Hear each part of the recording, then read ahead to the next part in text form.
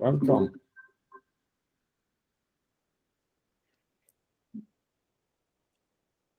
So great to see you. Just brief, we'll talk a little bit about ourselves. Me and Jens will present ourselves, and we have Carolina to help us here moderate. Can use the chat or the Q&A function here for any questions. We'll also talk a little bit about why invest in Steven, and then we'll try to answer questions that pop up during this meeting, and also questions we've had before. Hopefully, we'll answer most of them during the presentation. That's the plan for today. And yeah, Jens, maybe you want to start with presenting yourself. Sure. So yeah, my name is Jens. I was a co-founder to Steven, and before that, or I am a co-founder to Steven, and before that I was with a company called Klarna.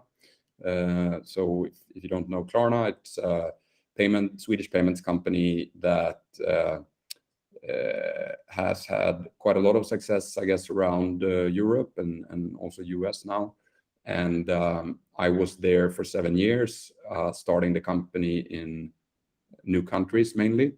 So I launched a company in UK and Netherlands and Austria, among other things. And yeah, left Klarna to start Steven, and really started Steven on the back of sort of scratching my own itch together with my co-founder Frederick at a time where we didn't feel there was an adequate solution to really help with group payments and social finances, really. And we'll get back to a little bit what we mean by that in a second. But I'll hand over to Andreas in the meantime. Thanks. Yes, I'm Andreas. I'm since a couple of months, I have taken over as CEO at Steven. I haven't been part since the start, but for 2.5 years now, started off as CTO working with product and tech, and a lot of my background is in product and tech, but I also have a sales background since before. I've also spent some time at Klarna. I led the flagship team, as it was back then, the checkout team. But I also have some experience from other regulated businesses, like in sports betting. Most recently, before starting at Steven, I worked with Kambi, who's a sports betting provider, and also regulated on multiple markets. So I'm quite used to that scenario. And yeah, I have high ambitions in what kind of company we want to be, and very much focused on learning and being very user centric. So that's what's driving me. And maybe a few words about the team. We are based in Stockholm, Sweden, but we also have an engineering branch in Armenia. Since start, works really well, and myself have been part of having outsourced teams or so forth in a bunch of different places during the years, but this works super well, better than most that I've been part of, and they are part of the company fully. They are employed by us. We're pretty much half the team in Stockholm, half the team in Armenia, and yeah, works great. Hoping to do wonders. So we want to talk a little bit about why we think that you should invest and what makes us unique, and what we believe in. So want to start off with a little bit about what we think makes our position unique. And basically, if we start with looking at, we can look at two different kind of competitors we have, or two different areas we can be grouped in. So one is other splitting apps, which is basically where we have started off. And you could say that we're moving towards being much more of a neobank. We're not fully there, but we're moving towards that. And we'll get back to a little bit about what kind of position we want to take. But compared to other splitting apps, we're quite unique in the way that we have an e-money license in Sweden that is portable to the rest of Europe. We can handle payments and settlements within the app, and we just released our own card, making the user experience much easier, and we bring it outside of the app, so it's much easier to share your expenses that way. And we have open banking connections to 15,000 plus banks. So also making that much easier to share your expenses. And in the future, moving more towards getting a full overview of all your accounts and so forth integrated to Steven, even though the sharing part is really the core. And maybe Jens, you want to take over and add anything I missed, or talk a little bit about the other neobank position. Yeah, great. And I think keep sending questions in the chat if you have those, and we'll get to those in the end as well. The main difference between us and other challenger banks or digital financial players, or call it what you will, is really two things, I would say. Number one, our core is social payments. So imagine you go to a restaurant and you go with 4 other friends. So you're 5 people and you go to a restaurant. You pick up the bill for all 5. The bill was 500 euros. Let's keep the math simple. So your bank account will show minus 500. But your true financial standing, so the first point there to the right, what we mean by that is your true financial standing is not shown in your bank account or your American Express or whatever account or card you're using. What you see in your account is simply the transaction. And that's where Steven comes in, right? Because in Steven, you add that transaction to Steven, or even better yet, let's say you use the Steven card. That transaction automatically is added to Steven with the Steven card. So now, all of a sudden, that 500 is actually shown as minus 100, right? If you split it equally. So you were 5 people who shared a dinner, but you only should pay 1/5, which is 100 euros. Your 4 friends owe you 400. So your true financial standing on that transaction is actually just minus 100, right? So this is really why our users use Steven, and what Steven is really about, to be able to show a true financial standing and to keep control of your finances. And the only way to really control your finances is to know your social part of your finances, i.e. with your friends, with your family, with your siblings, whatever it might be. You live in a student hallway, etc., etc. The only way to keep track of your true financial standing is to know what money do you owe others and what money do others owe you. So that's really a big, big, big difference from us to other challenger banks. And the second thing connected to that, which makes us super exciting and very different, is that we grow for free. Because as soon as you share a cost with someone, a friend, a family, whatever, a text message is sent from Steven to that person, inviting them to Steven, where you have shared a cost with them. So, this month alone, we will grow from sort of 170 or 167,000 users to north of 180. We will add more than 15,000 users only this month organically. People using the app and really being engaged. And that's a third thing that really, really makes a big difference for us to other banks or neobanks. We have a super high engagement. This month alone, again, we will see a new record in expenses shared in the app, most likely north of 200,000 expenses this month alone, where people share stuff together.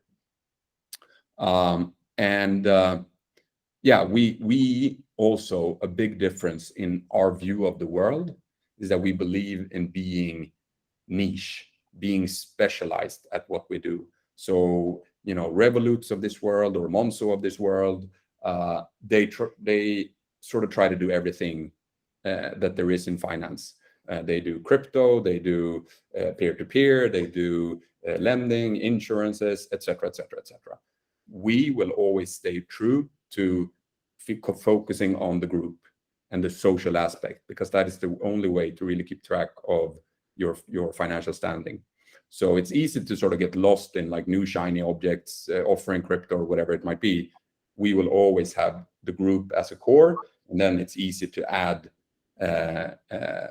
transactions from your bank. So to Andreas's point before, we have 15,000 banks connected, so we can easily get your you know, HSBC or UBS or Nordea transaction into the account as well. Yeah.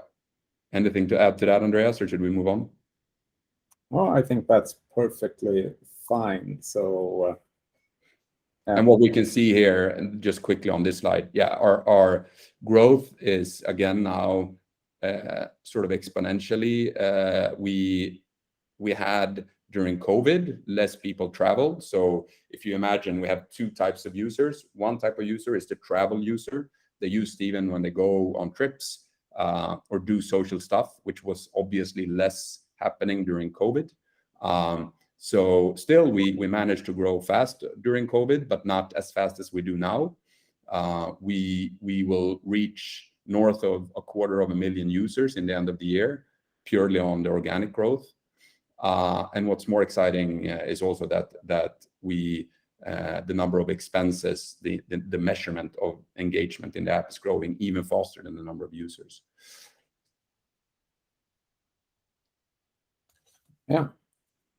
So let's jump into the future and what that holds for us. So I think the most common question we've gotten since we launched on Crowdcube is about other markets, and we do plan moving to other markets. As said, our license is portable within the whole of the EU quite easily. So we are on all markets today that are available in the app stores, but we only have the financial services in Sweden at the moment. And we will let pretty much the users guide us where to start.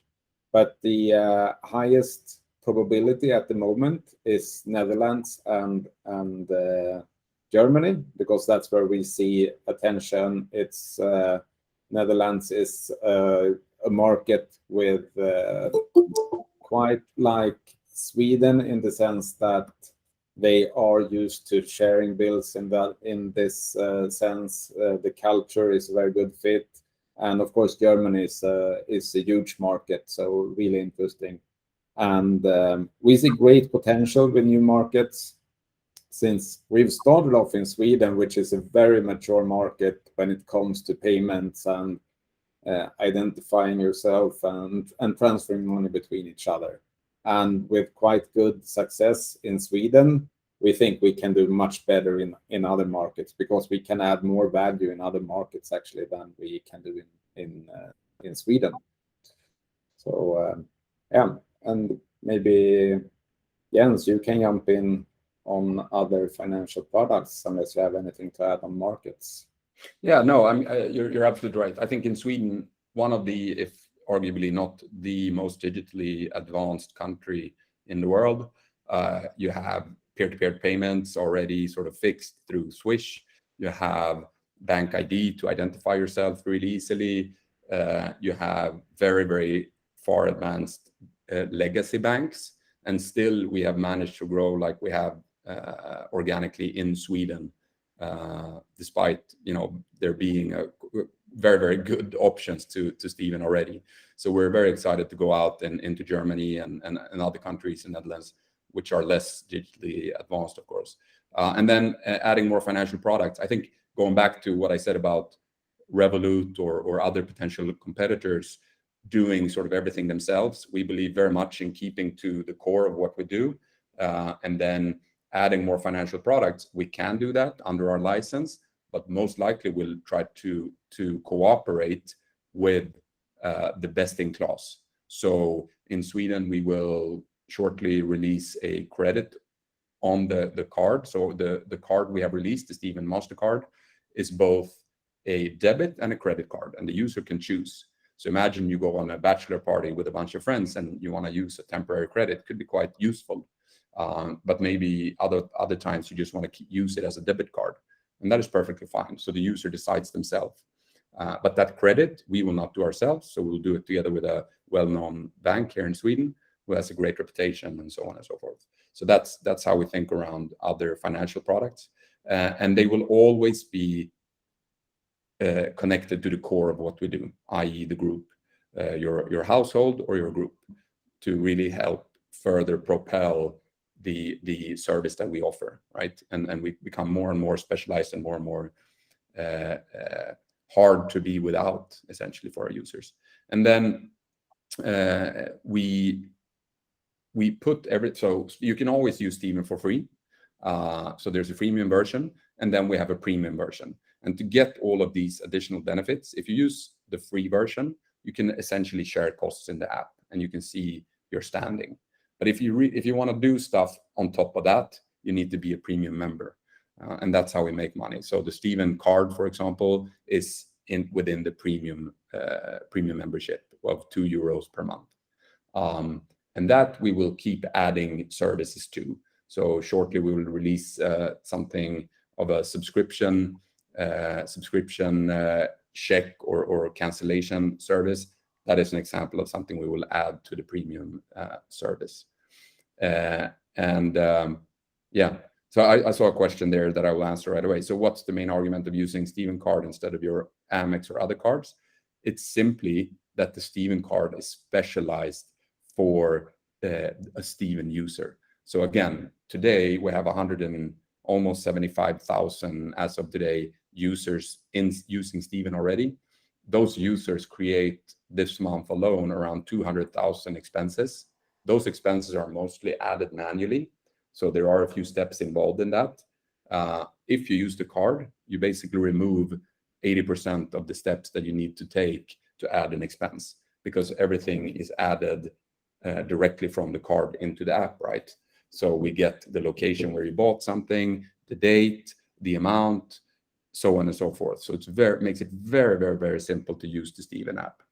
So that's the main reason to use the Steven card. For our hardcore users who keep adding expenses every day, every week, every month, we will save them a lot of time by using the Steven card instead of adding it one after the other.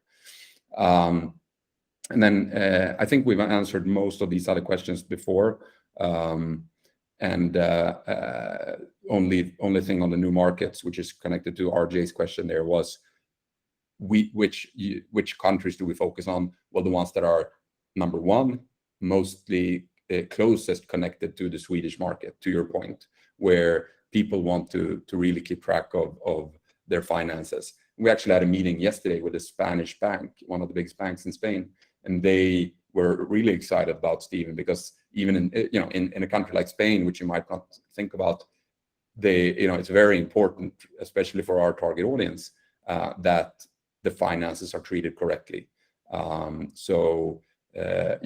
think this will actually be the value proposition stands very, very strong in most countries. Let's move on, Andreas. Great. Just wanted to add also where we are going with kind of adding more value also to the premium offering. So as Jens have said, the sharing and the cost splitting and putting not only my expenses into Steven will always be the core for us, but we also see a huge potential and usage and demand for having control over my economy. Like the users, they want to control what they do, but they need the Steven part, the core Steven part, in order to have that control. So with us then becoming the place where they can be in control, there's a lot of value add we can do. So we're looking at subscription management. We're looking at a bunch of things where we can help you track against your goals.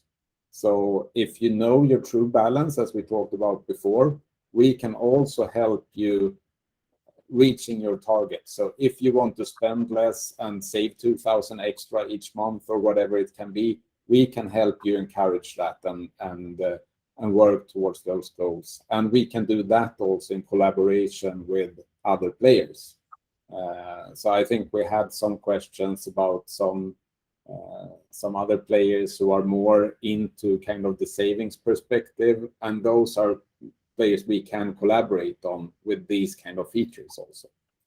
So there's a bunch of things where we want to basically become the platform where that's kind of the vision, to become a platform which is based on the social part, but where you can have the full control of your kind of day-to-day economy.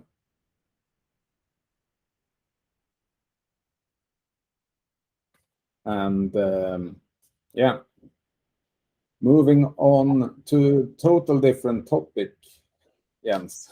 So yeah, we've had a few questions on this, and I'll be really brief, and then add questions if you have. So, what is a convertible note? Really, a convertible note makes it easier for a company to raise money, less legal administration, and so on and so forth.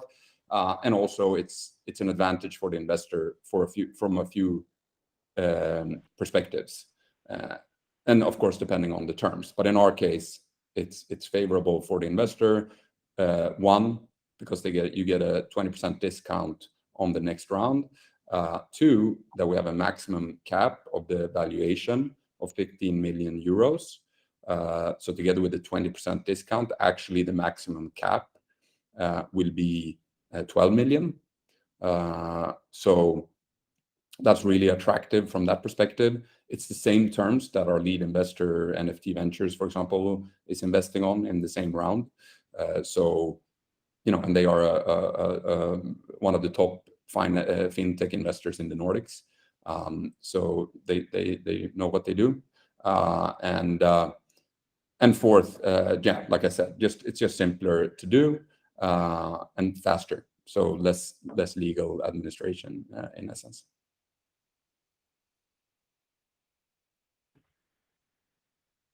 Great. I think that's kind of the presentation part, and then we had a bunch of questions coming in. I think we kind of answered this one. Maybe has to add, even though we're looking at mainly Netherlands and Germany as probably the start markets, there's nothing stopping us as soon as we do. I think the porting the license is the easy part. We'll need to do things like KYC on the new markets.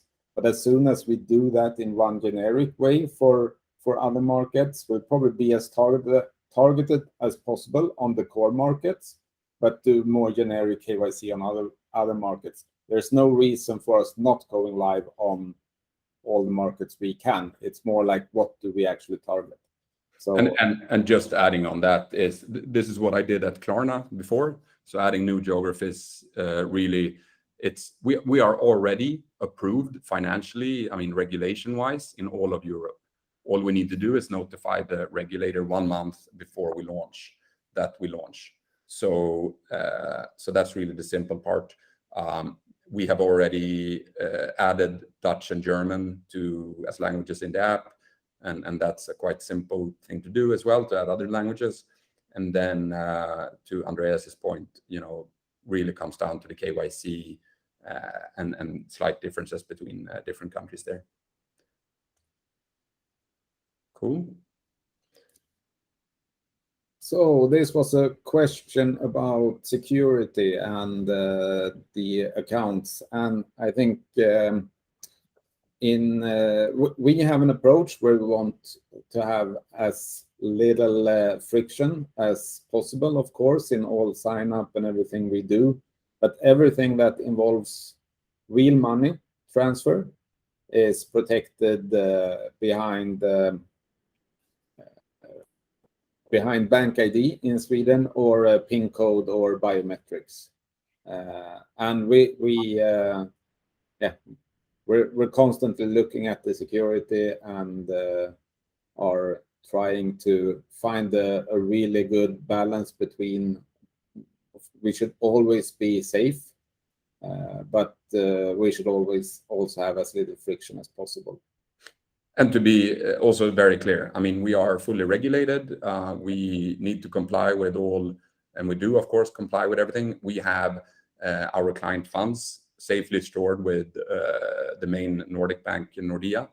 So, and that is all separated from the business account. So it's a totally separate account that is only client funds. So they are always safe regardless of what happens. And we also have a regulated buffer of cash of several hundred thousand euros that we need to have at all times to keep the users safe, in essence. And everything is, of course, transactional. We have our provider that sits in between us and MasterCard, and that keeps kind of the balance on user's account, MFuse. But everything that is done from the app, all of those transactions are stored both on our end and on MFuse end. So we know everything that was initiated from the app, and we always check so that it corresponds to what's on MFuse side. So we take this whole area, of course, extremely seriously. So we talked a little bit about competitors before, and I think it's important to note, just to summarize. So the main difference between us and any other sort of challenger bank or neobank is that we grow for free, number one, because our core is to share costs. Number two, we are focused on the social finances. And keeping track of your social finances is the only way to truly know your financial standing, on top of whatever your account says, right? If you look at someone like Revolut or other apps that do, many different financial products, I don't know if you guys have tried to use group splitting in Revolut. I have. It's not very easy, and that goes for most of these services. I mean, it's very, very rudimentary and very simplistic. So I think it's important to note the difference of sort of what are you using the service for. And again, I mean, we have grown really, really fast organically in Sweden, despite having, both splitting apps, Revolut, Swish, everything is here, and still we grow very, very fast. And our users sort of, I don't think they even see Revolut or Monzo or these guys as a competitor, to be very honest. And we are, if anything, creating a new niche within fintech, which is social finances. That's really what we're building here. Yeah, I would just like to add, we never hear about that type of competitors from our users. Like the ones that are big neobanks or so forth, even though all of them have these capabilities, we pretty much never hear about them. And it was the same thing when I was with Klarna early on. Everyone was doing payments online, all the banks and everyone, but no one did it with a specific focus on the online payments in the same way that Klarna did. And that's why we grew so fast, because we were very specific at what we did, and very, very had a very strong edge. And if you do everything, you do everything half good. If you do something specific, you can actually focus on it to become the best at it. So I think that's a good analogy to remember as well.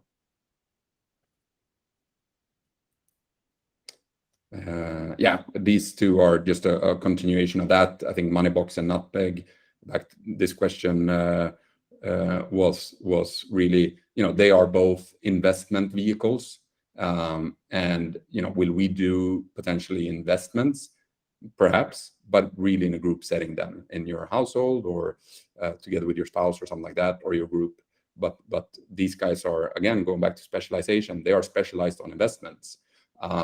They could perhaps, in the same way that we work together with Swish, we could work together with these guys. In the same way we work together with Klarna already, we could work with these guys. So that's really how to view this. We are a layer on top. And I think that's really part of our strategy also. We start with that as the beginning, to be a layer on top of those and be a vehicle for those kind of services. If we would see a huge demand, we could add that as our core service also, if it would make sense. But the beginning is to see that with credit, as Jens mentioned before, with these kind of like savings services, or where you like looking over your finances, we're utilizing others. It's also easier for different markets and kind of use the markets leader on each market. And if it would make sense, we can definitely go into that area, but it's not the strategy to start off with.